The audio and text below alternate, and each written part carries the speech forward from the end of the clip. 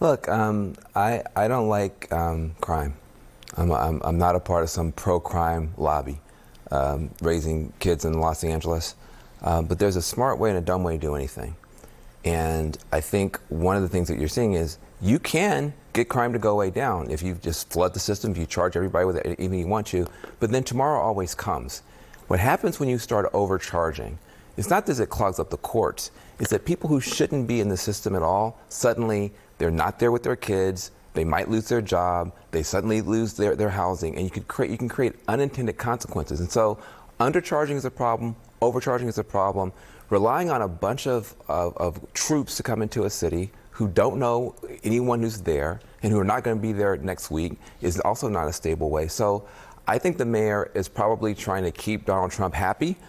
She knows if she said that she didn't like it, she'd get more of it. So, and I'm glad that crime has gone down, but this is not a stable, dependable way to deal with the problems that are happening in urban America. There have been questions from the beginning about the sustainability of all of this, Lance, and I do think that you're right, Van, that the mayor, she understands the dynamics here, and she's probably playing this pretty smart.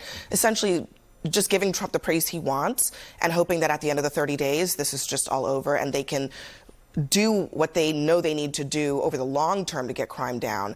But I don't know that I don't know. I'm not sure that they care whether the feds care whether or not this is a long-term solution. They seem to be very interested in the short-term PR wins of a lot of this. I don't know how you can say that. This is something this president campaigned on, was to get crime under control in these cities. And let's remember, this all started with the left in D.C. saying crime isn't really a problem in Washington, D.C., when everybody and their brother knew it was. Now their line is, you're arresting too many criminals. We can't possibly handle that. I mean, how is that bad? I don't understand. I live in Washington, D.C. Murders are down, carjackings are down. I walk outside at night, I walk my dog. I don't feel nearly the uncomfortable level that I did 4 weeks prior before this all started. Well, I would say, to just push back on that, I am a D.C. resident. I have a real problem with crime. As you say, you guys all say that. You guys all say that, but then argue against it. Or let her finish.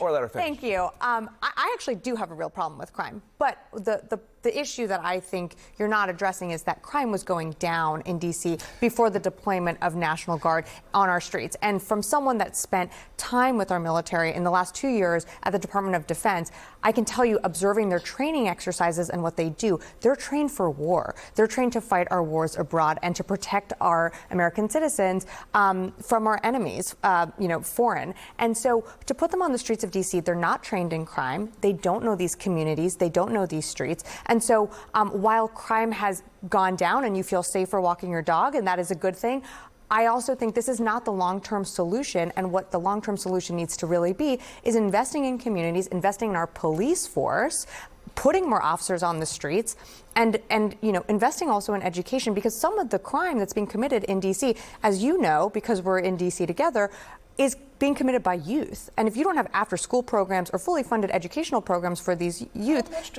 they're going to find ways to entertain themselves, and one of those ways is crime. They have spent zillions of dollars on after-school youth programs in Washington, D.C. They do that all the time. And so you're saying education programs in D.C. are well-funded?